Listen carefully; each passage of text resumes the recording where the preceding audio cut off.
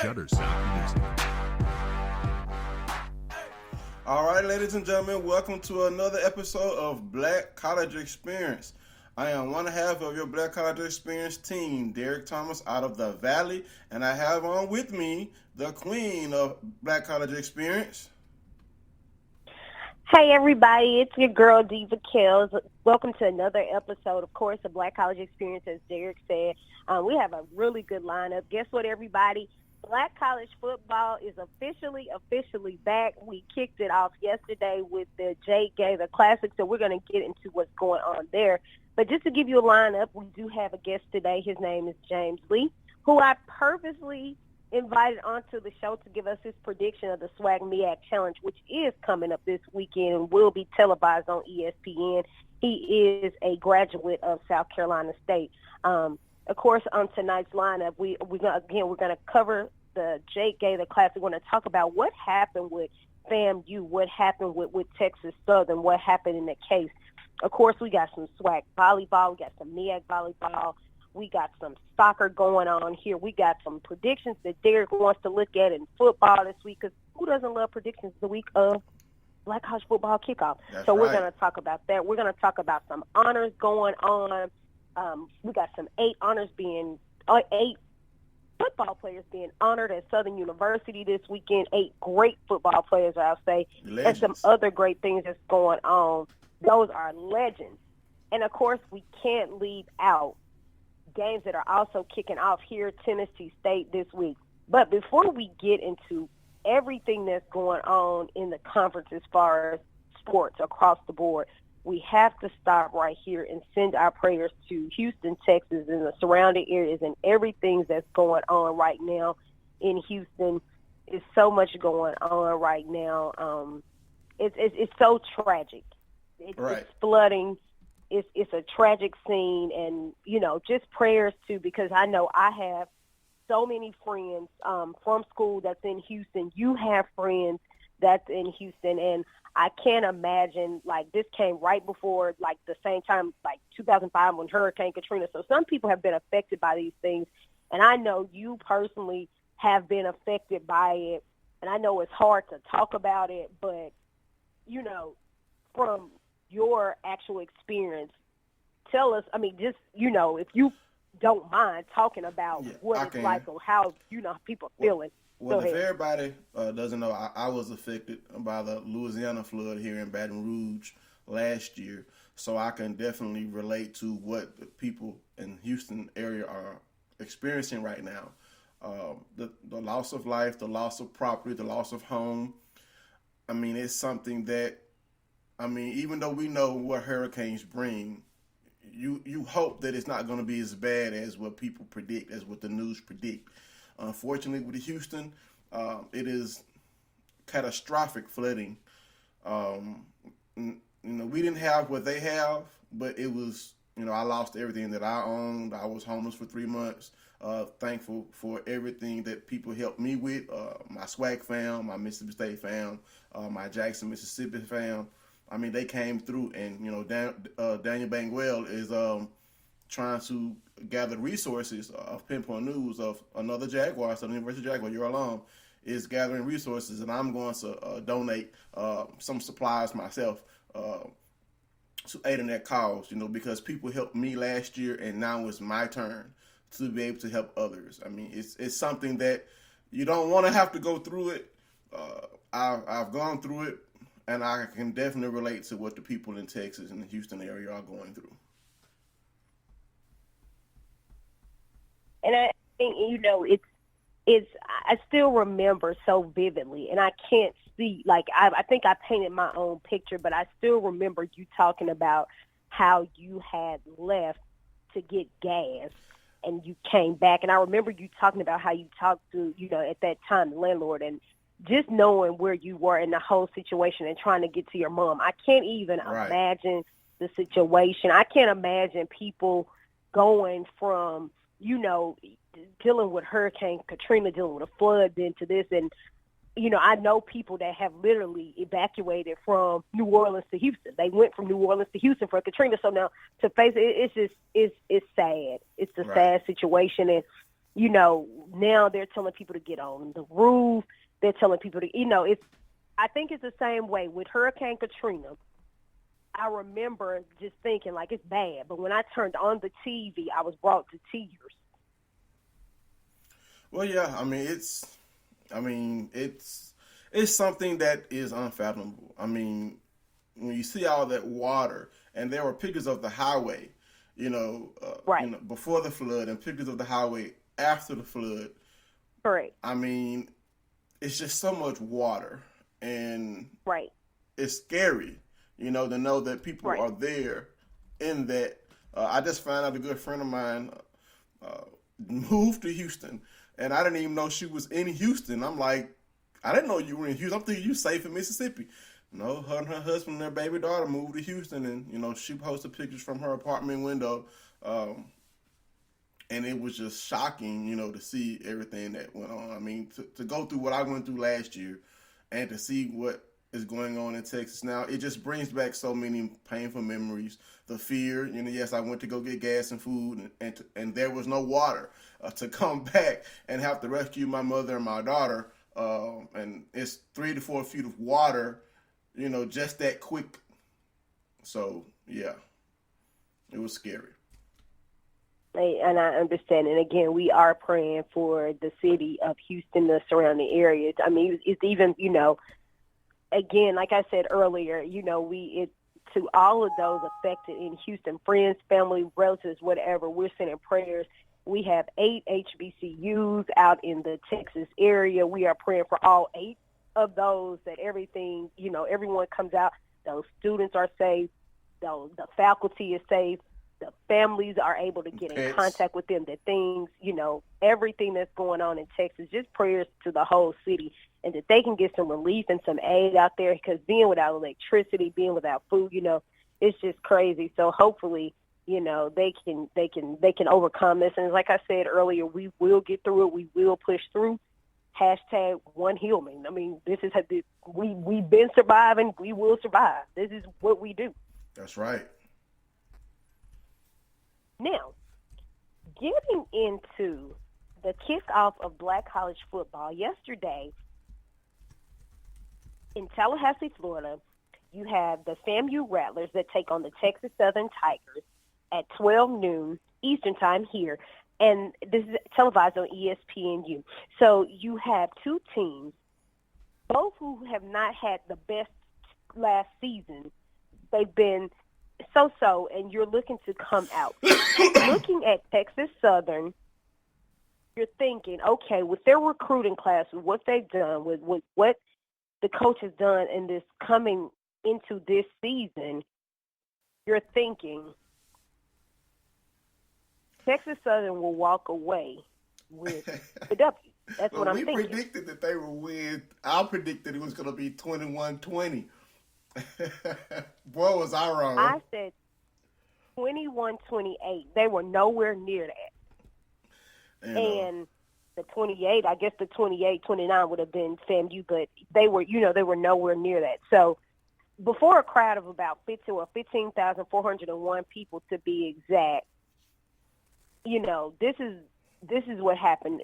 Of course, if you watch the game, and they started off, Texas Southern actually started off playing very well defense. They started off, and I was like, okay, this is going to be a pretty good game. And it's as soon as they started, it's like they lost the fire just as soon as they started. It was almost like they started, and then the fire just lost. Well, and, you have family, you to thank for that fire getting lost. The Rattlers struck, and they did what a snake does. They kept striking. And so you look at, they scored the first touchdown, or let's go with this. They scored the first touchdown with 2 minutes and 53 seconds left in the first quarter. And that was a 9-yard touchdown run that was kept off by a 9-play, 74-yard scoring drive. So that first, I still thinking, like, after that first play, when they did not score the touchdown, when they missed the field goal, I was like, all right, Texas Southern, this is their chance to score. They did not. Now, they score in the first half still, they scored 2 more times. They scored 3 times in the first half. FAMU. Right. 3 times, first half. And so you have to ask the question, where was Texas Southern, I'm all the way off. Where was Texas Southern's defensive front on yesterday? Non-existent, because FAMU was able to run and pass at will. Like you said, they scored the first 29 points of the game, and Texas Southern ended up scoring a touchdown in garbage time, but the game was already decided. I mean, from what I saw, Correct. Texas Southern was just outmatched. Right. When you look at the fact that after FAMU scored, I don't think that was after halftime, I think. But the young man who the freshman running back who third quarter had the safety called on him because he fielded a kick and then knelt down in the end zone. I mean, when you see that happen, you just know Texas Southern is not in the game mentally. They weren't in the game mentally. They weren't in the game physically. FAMU just took it to them. I mean, and they just took it to them and took it to them and took it to them. Quarterback Stanley threw for over 200 yards and a touchdown. I mean, he did what he had to do to lead his team. And Jay Christopher had got his first start. I mean, FAMU chased him. They harassed him all night long. Brad Woodard wasn't able to get anything going on the ground. And Texas Southern had a pretty good defense coming back. 2 quality linebackers, some quality defensive backs. But like you said up front, they were overmatched. If you look at it, the quarterback, Jay Chris, he was sacked 3 times, okay? He was sacked 3 times. Now, he did go 12 of 39 for 140 yards, but he still was sacked 3 times. And I think that, like the thing you said that was key, they were just outmatched, and they were mentally defeated. And if you look at this game, you see that there's no match. They got no pressure on FAMU's quarterback. They got no pressure on them. No pressure whatsoever. Yes, indeed. We do have a call, Kels. Caller, area code 225, last 4 1950. You on with the Black College Experience. Who do we have? Good evening. How y'all doing this evening? What's going on, Mr. Scott? How are you? That's Willie Scott. How you doing? I'm wonderful. How y'all doing? We're doing all right. We're talking about the Gaither Classic. Did you catch the game? The little bit I watched of the game, it was disheartening to see the defensive pressure that FAMU put on Texas Southern offensive line, the lack of urgency on FAMU's defense to even make an attempt to stop. Texas Southern's defense to make an attempt to stop FAMU's offense was kind of disheartening to watch in the first college football game of the season. Right. And I agree. And, Ricky Henrys ran for 81 yards and Devin Bowers ran for 41 yards. They ran for a total of 193 yards and 3 touchdowns. So they ate Texas Southern up on the ground. I mean, they just churned and churned and churned. I mean, we know the SWAC West is top-heavy with Grambling, Southern, and Prairie View. But Texas Southern was looked at to potentially be a sleeper in the West to at least put a decent product on the field. We all know Coach Mike Haywood, comes from FBS background, but he's in the SWAC, and you have to produce. You can't rest on your laurels what you did before you got in the SWAC.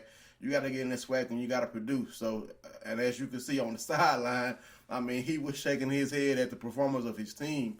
But ultimately, if you don't have your team mentally prepared, that falls back on you. Yes, we know the players have to execute, but as a coaching staff, you have to have your team mentally in the game. And Texas Southern was not mentally in the game. From the penalties to the safety to just Florida A&M just continuing to just mash that ball down Texas Southern's throat. I mean, Texas Southern was just outmatched from start to finish. That's very true. This coming up weekend, Sunday, September the 3rd at 1:30 p.m. in A.W. Mumford Stadium is a showdown of the undefeated teams in the SWAC MEAC Challenge. Oh, boy. South Carolina State is 3-0 in that game, and the Southern University Jaguars is 2-0 in that game. You're looking at a game that's on national TV, a game of the undefeateds that one will walk away with their first defeat in the SWAC MEAC Challenge. Well, we're going to be at that game. Black College Experience will be in the game, and we're not going to give too much of our analysis because we're going to be giving it when our guest arrives. But Willie, I know who you're going to be picking, so we want to get you on the record because we will have a recap on the picks for this game. So I know you're going to be running with your Jags, so I don't have to ask you, but I just want to hear you say who you picking. For SWAC MEAC Challenge?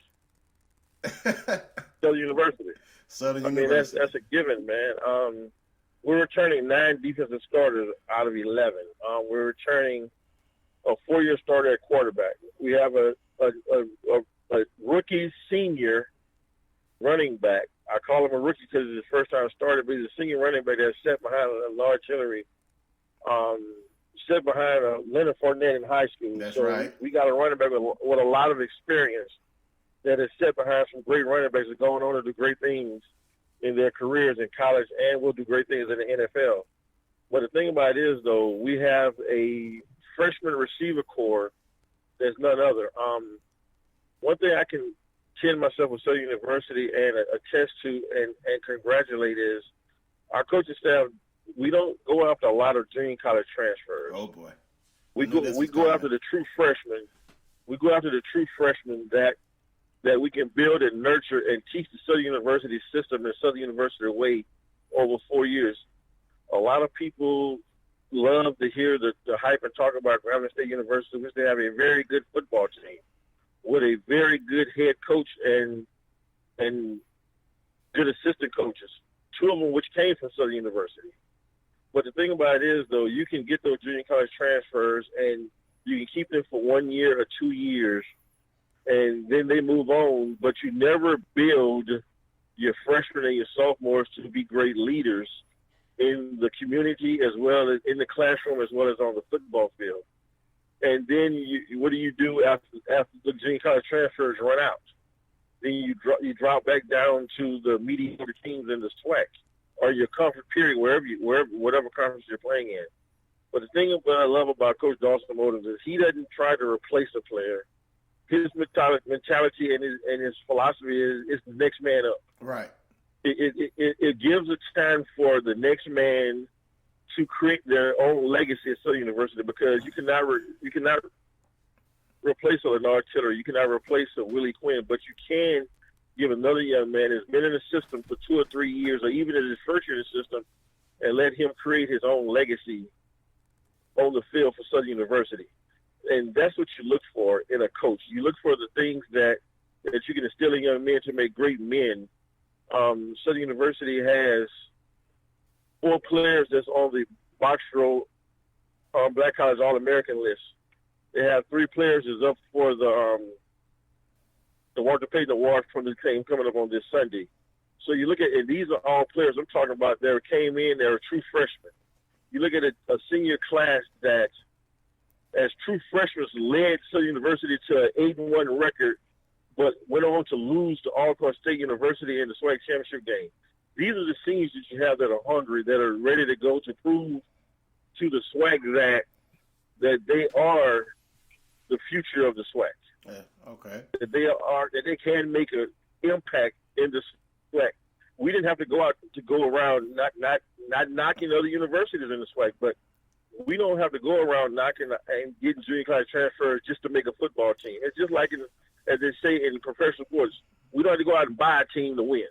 We create a team and build a group of 17-year-old young men and make them out of football players and make them out of men that they are today. Well, let's get this straight. No one in college football is supposed to buy a team to win. We all know Coach Dawson Odoms likes to focus on building from the ground up. Another one of his mantras, what is it, Willie? Correct me if I'm wrong. Is it chop wood, carry water? That's right. So we know Dawson Odoms has built Southern University in his own image. And I'm a person, I've never been a football coach on the college level. I would like to be if I ever got that chance, assistant or offensive line coach. But you cannot discount the positive impact that a junior college transfer can have, or an FBS transfer can have on your team. I mean, there's more than one way to skin a cat. You never discounted, Derek, and I understand what you're saying, and you're 100% correct. Well, my thing is, and the thinking of listening to the system that I live in and the system that I work with right, day in and day out for 12 to 15 hours a day is you can take those junior college transfers. You'll have them for maybe a year. You have them maybe for a year or two. But the thing about it is, though, what happens after the junior college transfers run out when you don't go out and go after the 17-year-old kid that's naive, that don't know nothing from nothing, but it's a good athlete, and you see potential in him that can grow into an Austin Howard, could grow into Lenard Tillery, could grow into a Willie Quinn, could go into a Contavious Person, go into an Aaron Tiller, could go into a Danny Johnson. We're talking kids that came in as a true freshman that has made an impact. Right. And you got to realize one thing. We got one kid that in Dylan Beard that was in basic training in the Army Reserve because he wanted to go to college. And now this kid has an opportunity to get drafted in the NFL. Has an opportunity. Has been a 2-year first-team All-SWAC tight end for Southern University. Very talented young man. These kids. You look at these kids that come in that are true freshmen. And it's like I said, I have no problem with nothing wrong with junior college transfers, but what do you do when they run out? Because you got to realize one thing. A lot of kids leave big schools, go to junior college, and go to another big school, not a SWAC school. That's correct. I mean, here's my thing. Okay. I think you have to have a perfect blend sometimes. Of course, you can't take every transfer because, as you know, like you said, you have the players that are there. You don't want the transfers to come in and erode what you've been building. But the thing is, when you have a transfer come in, they have to adapt to the new system. They can't come in and think it's going to be like what it was where they were at. You're in a new environment, so you have to, get with the program. I like what Coach Dawson Odom has been doing. I mean, since I've been following Southern, he has built an amazing program, a character program, and he has built players from freshmen to senior stars, and that is an awesome model to follow. But you trying to tell me if a junior college transfer, the number one junior college transfer in the nation, or a top FBS transfer wanted to come to Southern, Coach wouldn't take him? Is that what would he consider it? No, he would consider it, but I guarantee you 9 times out of 10, he will go after the freshman that he can build 4 years. And you got to realize, look at Danny Johnson. Danny Johnson has excelled every year he's played college football. Every year. Danny Johnson has been a 2-time first-team All-American. He's been a 1-time AP All-American. He's been a 3-time SWAC, first-team All-SWAC defensive back. And he has an opportunity to be a first-round, late first-round, high second-round draft pick in the NFL this coming up season. He does. He has that talent. So you look at that, and you get the number one junior college transfer that's coming from a junior college that's so used to doing things the Ole Miss way, the LSU way, the Auburn way, the Florida way, that the junior college let them do what they want to do because they were the best player on their team. You got to separate them. You got to separate between FBS and junior college. There is a difference in certain attitudes. You bring that same player to a CS championship school, okay? Whether it be Southern, whether it be Alcorn, whether it be FAMU, whether it be Howard, whether it be Hampton, whether it be Bethune-Cookman. I'm not just speaking for Southern University at all, but you bring that same type player. Every player is not going to adapt like a Devontae Kincaid adapted Grambling last year. True. Every player is not going to adapt. You're going to have some players that are big-headed. You're going to have some players that think that they're the best thing since sliced bread. They hit the field. And then what did that do for the morale of the rest of your team when it comes down to the sideline, when it comes down to the practice, when it comes down to the locker room? Is that an image that you really want to portray? Because everyone is not as humble as Devontae Kincaid, and everyone is not as humble and will adapt the way that young man adapted from Grambling State University on last year. Here's the thing. When you allow people into your program, you set standards. You set standards that they have to follow. Yeah, we can go on now. We got to move forward, Willie. We got to move forward. We got to take a commercial break here. We got to. Yeah, we're going to take a commercial break, and we're gonna be right back with more Black College Experience. Give me just a second. We're going to be back in 31 seconds. I already knew that I was going to go to college, from a young age. I definitely want to major in political science. After that, I'm going to get my law degree. Then I'm going to come back to Detroit, boost the economy, become the mayor or something, try to make the situation better for other people. I feel like I owe it to the city. I'm determined. It's going to happen. My name is Justin, and I am your dividend. All right, we're back with more Black College Experience, and me and Willow were having a heated discussion. Willow, we're gonna have to discuss this off the air, and we have to move forward. But we want you to stay on and listen to us. You may have a question for our guest when he comes on. Kels, where you want to go now? You want to go ahead and talk about volleyball and some soccer? We can head over into, we can head straight over. No, before we head over into volleyball and soccer, because we can go ahead and go to volleyball and soccer. That's fine. We can go ahead and go to volleyball and soccer. For everybody who doesn't know, of course, we do like to keep it in composure. We know it's football season, but as my T-shirt says today, and as my slogan has always been, all sports matter. So That's right. It's not just about football right now. It's about everything that we have going on right now. And SWAC soccer, of course, and volleyball is here. Looks like on August 25th, Grambling did play Texas A&M, and they did win 1-0. Texas Southern, these are just the two games that I looked at because they won. Texas Southern played Concordia, Texas, and they won 5-0. What do you have that was going on in SWAC soccer? In SWAC soccer, my Delta Devils unfortunately lost to LSU 5-0. That was a couple of days ago. This past weekend, we have let's see here. Howard lost to Mount St. Mary's 4-0. Arkansas Pine Bluff lost to Youngstown State 3-0, and Troy defeated Alabama State 2-0. That's all I have for SWAC soccer right now. Because of course we're not going to be to talk about every score. But if you want to check out the soccer and volleyball stats and standings and results, you can visit the SWAC.org. And we have another call. I think that may be our guest. Let's see who that is. Okay, we have a call on the line, area code 561, last 4 5680.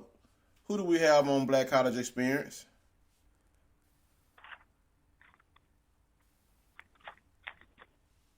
Area code 561, last 4 5680. You on with the Black College Experience? Hey, how you doing? How you doing? Kels, I think that's our guest. Well. So go ahead and introduce our guest and tell everybody who our guest will be, Kels. See, that's just like a South Carolina State person. Then he's going to come on the line, and we got to call him twice. See, we got to get your attention twice, South Carolina State. We see how this going to go. We already see how this interview is about to go, people. We got to call him attention We're twice. it's going to be a good time. What's going on? First and foremost, thank you. This is James Lee. Thank you first and foremost for joining us today. This is the week of the SWAC MEAC Challenge.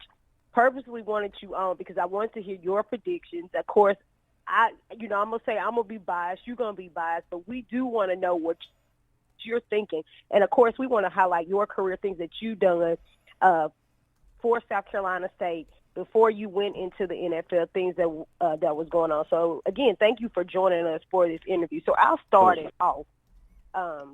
First of all, I would say, how's your good Sunday going? But I'll start it off here. Now, we know that you were at South Carolina State, but you transferred from UGA, correct? Correct. Okay, so first I'll start off with that. Why did you transfer? Well, it was a lot for me. Coming from a small town, Belgrade, Right. I was overwhelmed and kind of just lost sight of what my purpose was in school. And kind of grades dropped, and that's when they started the whole deal about you had to be on track to graduate as far as your hours and your to play. And so I ended up transferring to South Carolina State after a year and a half at UGA. Okay, and of course, you're going from HBCU, or excuse me, you're going to an HBCU, a smaller program. So what was that like? Because I know you're saying that you came from a small town and that you were overwhelmed. And I saw this happen in so many cases. What was that like, making that transition from UGA to South Carolina State? And I'm gonna say the overall picture, not just sports, but the overall picture, school, sports, just the overall picture. Well, it was. I felt one thing that what happened. I felt at home at South Carolina State. It was. I felt of being around my people. It was one of those feelings that I just everything just went smooth, and so it wasn't like it was a big change due to the facilities and all the things that UGA brings as one school would offer. But at the same time, I felt like I was comfortable, and that made me more focused. I kind of felt myself back into being who I was. Okay, and I think that's one of the things when you talk to, and I don't care who you talk to, when you talk to them, if they're 50 years old, if they're 21 years old, if they're 75 years old, if they're a freshman going into an HBCU, I think that we can all agree, the smallest of the small, the biggest of the big, the midway. I think we all agree that one of the main things when you choose an HBCU, be it just for academics, be it for sports, we all choose it because we know it's family, or it has that family feeling. I agree. No matter who we are, no matter what HBCU you chose, everyone has the same thing. I chose my school because when I went there, they made me feel like this. Everyone says the same thing. So I think we all have the same mentality, the same feeling when we go to an HBCU. We choose our schools, and we all have the same feeling. Well, fast forward. So now that you're at South Carolina State at this time, and it's time to play ball, how did you adapt and adjust to your new teammates? It was easy. They accepted me with open arms. So I got in January in 2005. So I was able to go through spring ball, summer workouts, and get ready for the season. So I had a chance to kind of connect with the players over the summer and throughout the spring. And so it was just like they accepted me. I came in. I was able to contribute. And we had a great running back, Deshaun Baker, and it was almost like I was the missing link to what they was already doing. Okay, Derek. How you doing, Mr. James? My name is Derek Thomas. I'm the co-host of Black College Experience with Kels. And what I want to ask is, okay, we all know you came from the ACC to the MEAC. Tell us about, because everybody wants to say that, the SWAC schools don't have the athletes that the SEC has. We know we may not have, I guess you can say, the quality depth that the SEC team may have, but tell us about the competition. Do you feel you face quality competition coming from the SEC to the MEAC? I mean, because you were able to go to the pros and play a few years. I think the competition was, I played with a bunch of guys from Hampton, Winston-Salem, Howard, that I eventually met in the league over the years of me playing. And the MEAC, I'll just say the black college experience, it's a lot of competition. When it comes to, it's just, I would say, biggest thing I would say is just timing, because now you have more NFL players, NFL teams that are going to these schools out black colleges and drafting guys. Like we had last year, Hargrave going the second round. Even in my year, you had Rogers Camardi come out of Tennessee State. So the talent is there. It's just and I like the fact that our colleges, our black colleges, are given the opportunity to go play these D1 schools, and you see where they are able to compete and stick along with these guys, and being able to go out there and showcase and put them on a better showcase where they can get exposure, because that's what it's all about. Once you get an eye of any team scout and you're on that radar, then that's where you have the opportunity to go on and play at a higher level. So I think the competition has always been there. I mean, we have guys from years back that has got drafted to the NFL, but I think more now it's common now, I would say, because you have guys that are working their butt off and being exposed to show that they can actually play on the same level as these guys at a D1 level. Right. Well, I actually think that NFL teams should definitely go after HBCU players, because in most cases, the HBCU athlete may be overlooked. They are just as hungry as athletes that are playing in the SEC, the Big 12, the Big 20. Oh, Big I 10. would agree. And I would like to say that we don't cause as much trouble. You don't see as many HBCU athletes getting in trouble with the law. We know it happens, but you have a player who wants to go somewhere, who's hungry, who just wants an opportunity to prove himself. And you can explain that from both ends of the spectrum. You played at an ACC school, then you came to an HBCU, got your notoriety, and then you made it at the next level. So someone with your background can, I guess you can say, preach that message that, hey, sometimes an alternate route to reach your goal has to be taken. No, I would definitely say that guys at our HBCU are more humble, and they're just hungry. Like, I knew I had to work 10 times harder as everybody around the country to go to the NFL. So you're talking about when you're at a D1 school, a lot of things are given to you that won't be given to you at a HBCU. That's correct. A lot of things that you do publicly won't even get out due to, I mean, you got the cities that you're in most times are these big cities, and you got so much going on. Well, I'm not saying that it's not a lot going on at HBCUs. It's you don't have that much where the coverage is not going to be like spot on. Like if you do something in Georgia, the microscope is a lot bigger than it will be at an HBCU. Exactly. And so coming from HBCU, your grind is different. You got, like, even for somebody, even going to the NFL, it was so much better than the D1 level. So you're talking about you get in that situation, you just want to work because you want to stay there.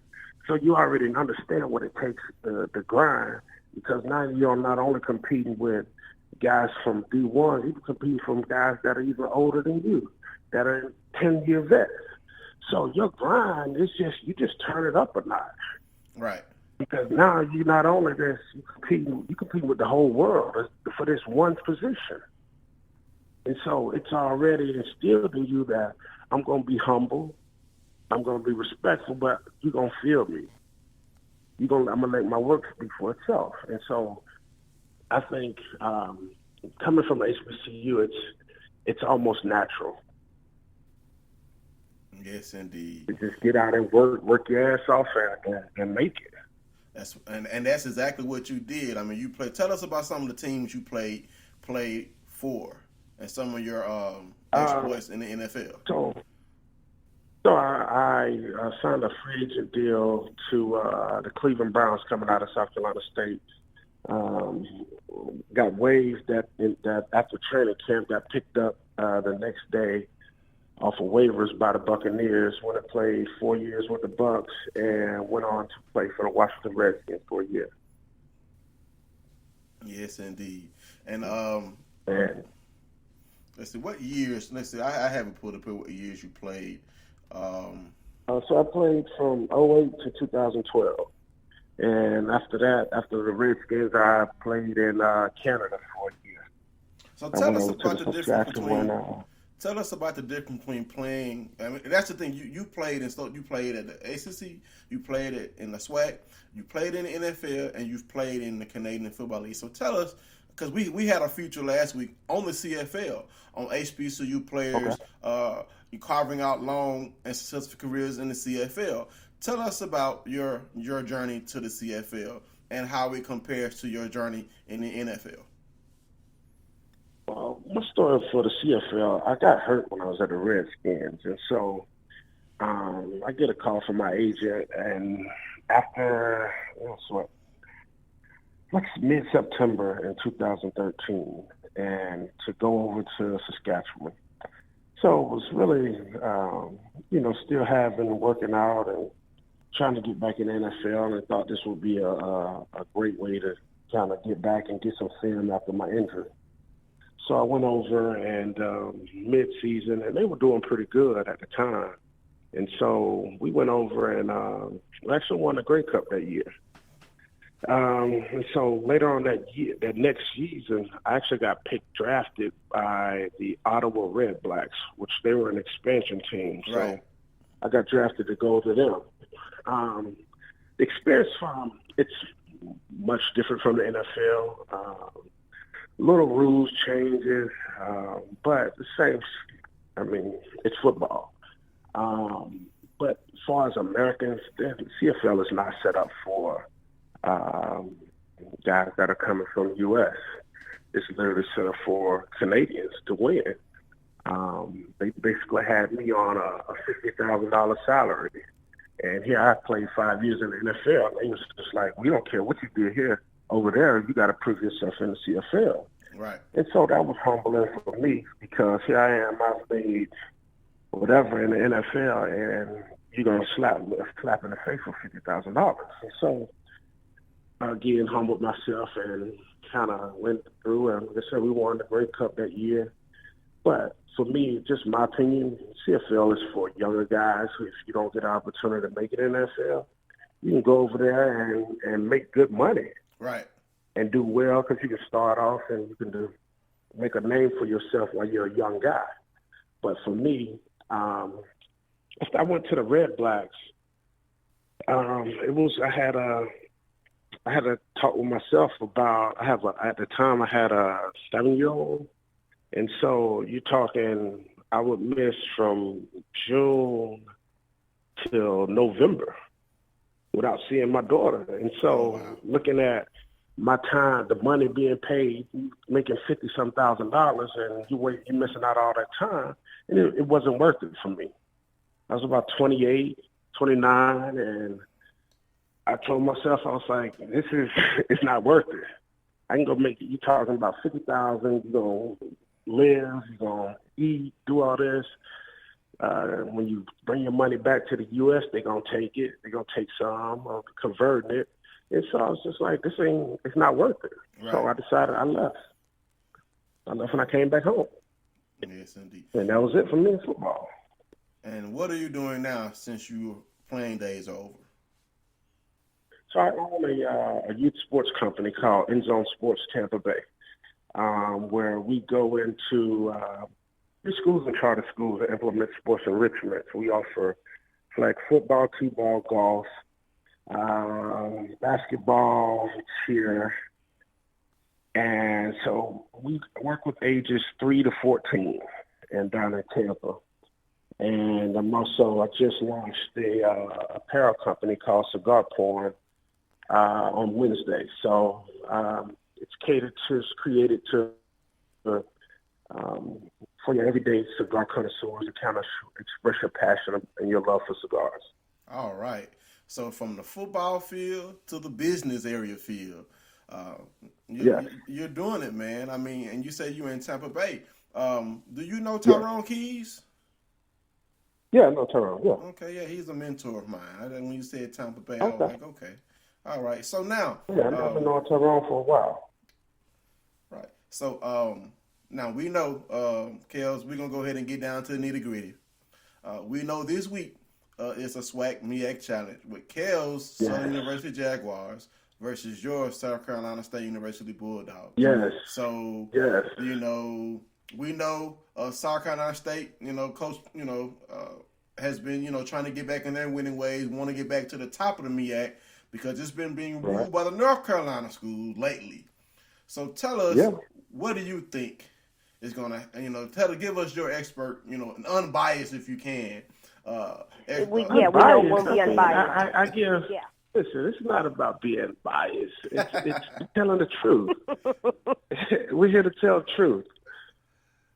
But tell truth. It's gonna be waiting to hear the truth. The truth.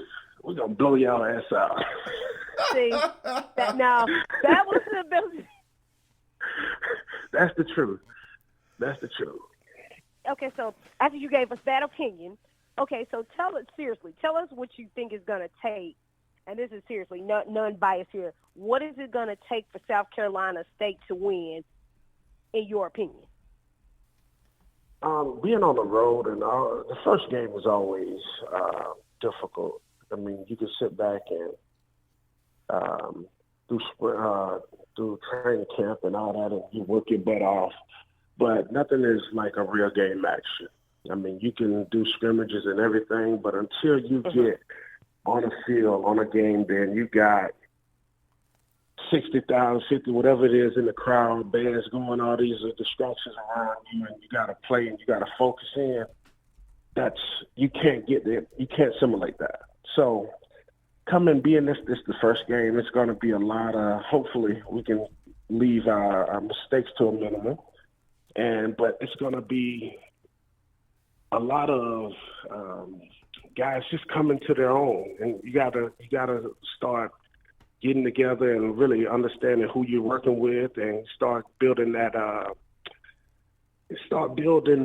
relationship to the quarterback to the running back and the O-lineman working together. So it's all about communication, and so that's going to be tough to when you're in the first game, you're kind of finding out who you are as a team, and so understanding that we on the road,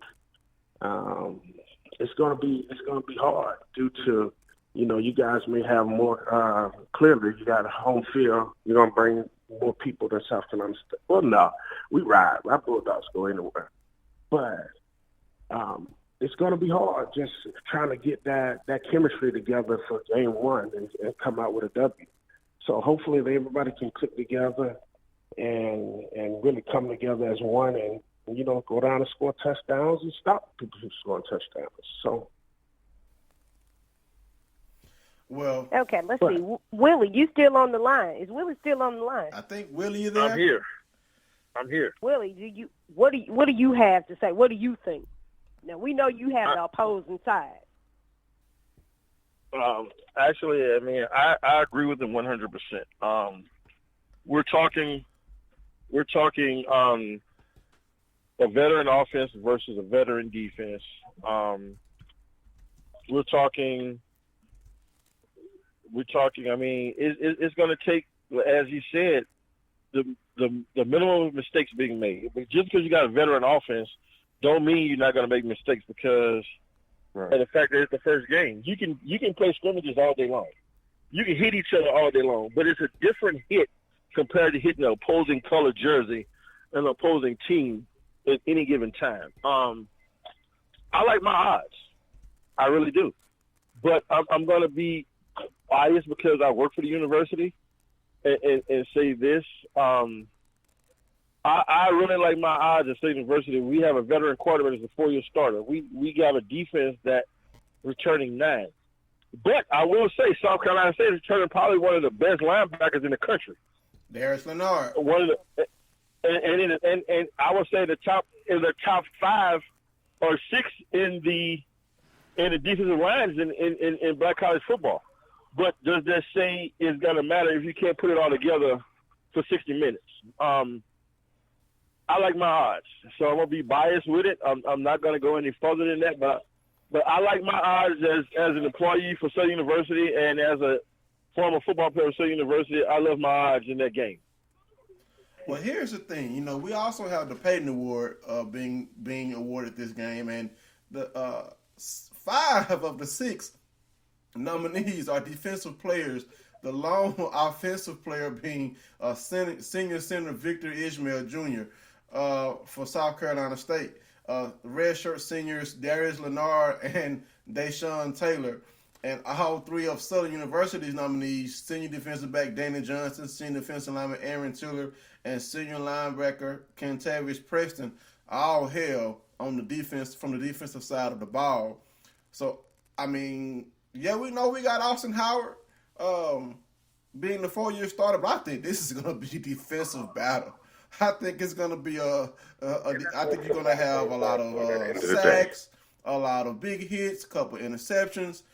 I think whoever makes the most defensive stops will be able to come out on top. I mean, you got 5 players, listed for this award coming from the defensive side of the ball. I mean, that just lets me know that both teams are going to lean on their defenses. Lean on their defenses, and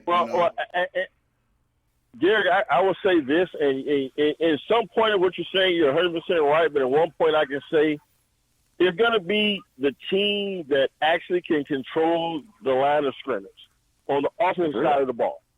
Well, we have an offensive lineman on with you, so that's who's going to win, and he knows I'm telling the truth because I played defensive back in college, and when he playing offensive line, he knows that if South Carolina State offensive line can control the tempo of the game, what that's going to do is that's going to keep their offense on the game on the field longer, and that's going to keep our defense on the field longer.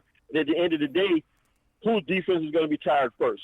It's not going to be. It's going to be a defensive battle. But if the offensive line controls the tempo of the game, it doesn't matter who the defensive player is because they're going to be tired. Because that's the fact of the game is going to go by the offense. It's going to be a defensive game, but at the end of the day, whichever offensive line that can control the tempo of the game, the odds are greater for that team winning than a team with the best defense. Well, there you have it. I totally agree. It all starts up front. I mean, I remember even me being in school, we had this thing where we always wanted to run the ball first.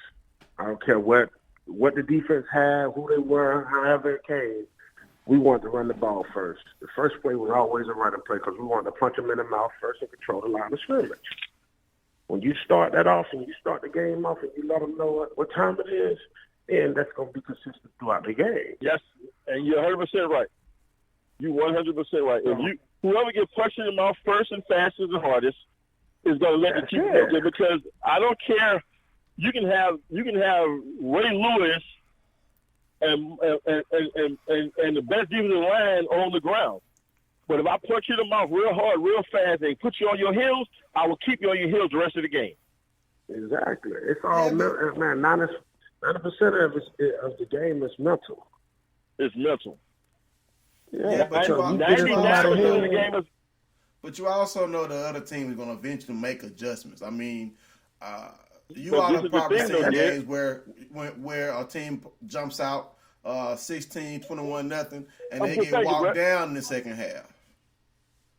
But that's good though. You can control. That's the thing though. You can't. That's the thing.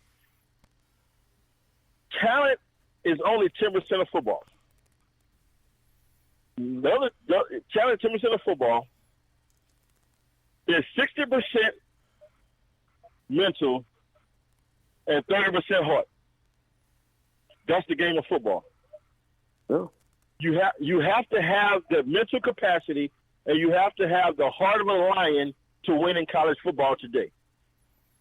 I'll agree with that. That's the thing that's going to separate. That's what separates the greats from the mediocre. You got to think about one thing. Willie Quinn had the heart of a lion. Yes, he did. 5'5", 140 pounds of nothing. But left Southern University as a Southern University all-time leading receiver that beat out a D1 transfer, Micah Hayes, that was 6'3", 205, that dominated the SWAC in his days at the SWAC. And that's the thing. You have to. It's mental, because I can take a mediocre player that got the heart of a lion and build and mold him into a mental giant, And guess what? Every year he's going to get better and better and better. Aaron Tiller, prime example. The best linebacker in FCS football at South Carolina State, prime example. Those kids are mentally tough.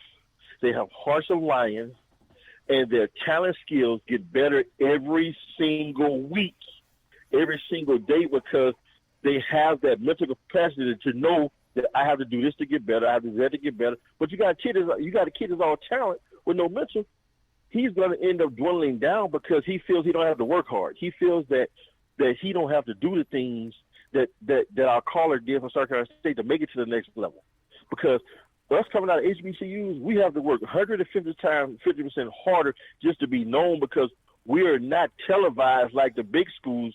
We're not on TV. We don't have the focal point of the big schools to be seen every single day, every single week in, week out. We're blessed to have these ESPN games like we're having this weekend. We're blessed to have the games like the Bayou Classic. We're blessed to have the games like the Cotton Bowl Classic and the State Fair Classic that's on TV. We're blessed for those games and whatever games the MEAC have.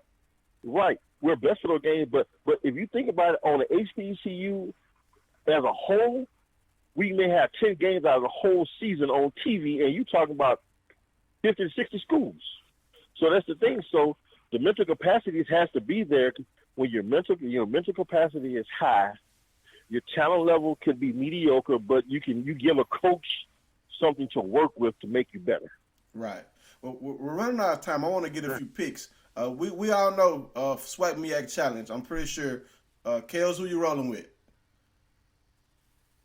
Of course, I'm going to. It would only be wrong if I did not roll with my Southern University Jaguars. And we know Willie's rolling with the Jags. We know James is rolling with the Bulldogs.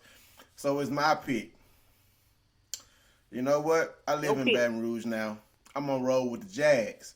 All right, next game I want to pick. Smart man. Next game I want to pick. All right, Alabama State versus Tuskegee. Kels, who you got? I got to drink up all the last, so I ain't feel like I ever get. Who you got between Bama State and Tuskegee, Kels? Bama State and Tuskegee. Willie. I'm going to take Tuskegee on this one. Yes, who? Talk to me. We got Bama State versus Tuskegee. I got Bama State. James. I got Bama State. Yeah, I'm going Bama State. I'm going to roll with Tuskegee. We have Tulane versus Grambling State. Kels, who you got? Man, I'm going out here and I'm going to go with Tulane, man. Willie? I'm going. Willie, who you got? That's a hard pick. I'm going to tell you why I say that. Grambling has a very good team. I watched Tulane play us last year. Tulane's defense is very fast. They returned 9 out of 10 stars. I'm going with Tulane. All right, James, who you got? Grambling State. I'm going to roll with Grambling State also. Last pick for the SWAC, Texas Southern versus Prairie View. Kels? Prairie View. Willie? TV. Man, I would take McKinley High School over Texas Southern right now. I'm going with Prairie View. James, who you got? Prairie View it is. Prairie View. And I'm going to roll with Prairie View also. A few games in the MEAC. All right. We have Delaware State versus Delaware. Kels? I got Delaware State. Willie got Delaware State. Kels, who you got? Delaware State. Yeah. James, Delaware State. I'm going to roll with Delaware State also. We have North Carolina A&T versus Garner-Webb. Kels? I never even heard of Garner-Webb. So, I mean, honestly, I'm just going to go ahead and take A&T because I never even heard of it. Willie? I got North Carolina A&T. James? A&T. I'm rolling with A&T also. Last game in the MEAC. Virginia State versus Norfolk State. Kels? Putting it all on the line. Let me get Virginia State, man. Willie? I'm going to ride with Kels. Virginia State. James? I'm going Norfolk on that one. I'm going to roll with Virginia State. All right, jumping over to the CIAA. They have one game on Thursday. We're gonna go with Winston-Salem State versus UNC Pembroke. Kels. Whew. Why you gotta start with me? Of course, I'm not gonna go Ladies against the HBCU, so let me have Winston-Salem, man. I'm not going against the man. Willie. NC State. No, it's not NC State. It's UNC Pembroke versus Winston-Salem State. Oh, I got Winston-Salem State. All right, James. Winston-Salem. And I'm going to roll with the Rams of Winston-Salem State also. Last game in the CIAA, Elizabeth City State versus Central State. Who? It's who? Elizabeth City State versus Central State. That's a CIAA versus SIAC. I don't know. Okay, you're saying that entirely too fast. Elizabeth City State. Elizabeth City State versus Central State. Oh yeah, I'm gonna take the Martyrs here. That's Central. I'll take Central here. Willie. I'm gonna trust Kels. I don't know none of those schools. I'm gonna ride with Kels. What about you, James? So if they lose, blame me. I've only heard of Elizabeth State, so I'll go with them. And I'm gonna roll with Central State. All right. Okay, and in the SIAC, we have on Thursday Fort Valley State playing against University of West Georgia. Ooh. Kels? Yeah, we're gonna go ahead and take University of West Georgia here, man. Willie? Yeah. West, you gonna roll with West Georgia also? James? Who you got? I'm going with West Georgia. I'm gonna roll with West Georgia also. Last game, Miles versus the Braves of Alcorn State. Kels? Okay. Alcorn got it. Willie, who you picking? Alcorn or Miles? What happens? Alcorn or Miles? Willie, you gonna have to make up your mind what you doing, man. Alcorn or Miles? Man, Alcorn, man. That's a first. Alcorn. I'm gonna roll with the Braves also. So that's the end of our pick. I'm gonna try to put that compilation together, and we're gonna see how we do, and we're gonna give the results on Good Black College Experience next week. Kels, Let me know. we're past 7. Anything else you want to key on before we get out of here? Yes. Before we get out of here, we cannot log off. We cannot say goodbye without saying that we are about to salute not 1, not 2, not 3, 4, 5, 6, or 7, but 8 great football legends coming out of Southern University this weekend. Willie, since you're on the phone, you talk about them. Oh man, I mean, you can't say much more of Mel Blunt. Isaiah Butch Robinson went number 10 in the NF draft in the first round. We have Aeneas Williams, Frank Pitts. I mean, the list goes on. Friday night, man. If Jaguar Nation, if you're out there Friday night, come out and support the NFL legends. To be a part of certain legends, you have to do one or two things. You have to play a substantial amount of time in NFL, or either play or win a Super Bowl. And you're talking about 8 great men that made an impact on HBCU football, made an impact on Southern University, and went on to make an impact in the NFL. Yes. Come out and join us as we celebrate these men and their legacy and lives of what they've done in their communities, in their lives, and in their family lives. And again, those 8 are Aeneas Williams, Rufus Porter, Mel Blunt, Ken Ellis, Harold Carmichael, Rich Tombstone Jackson, Isaiah Butch Robertson, and Frank Pitts, who played for my Chiefs. My parting shot is going to be congratulations to Jackson State legend and former Houston Oiler Robert Brazile. Mr. Brazile, Dr. Doom, as he was called on his playing days, was nominated as a finalist for the Senior Hall of Fame. So a lot of people think he should have been in the Hall of Fame, but hopefully he will get in now. He deserves it. He had a fantastic career. I'm just glad that he was able to get this nod to be a finalist. Mr. Brazile, much love to you. Hope you get that nod, and I can't wait to see if you get selected to the Hall of Fame. James, you coming down this weekend? No, I won't be able to make it. All right, ladies and gentlemen, make sure you Check back with us next week to see how we did with our picks, and tune in for another exciting episode of Black College Experience. I am Derek from the Valley. I'm out. Ladies and gentlemen, peace out. Have a good night. All right.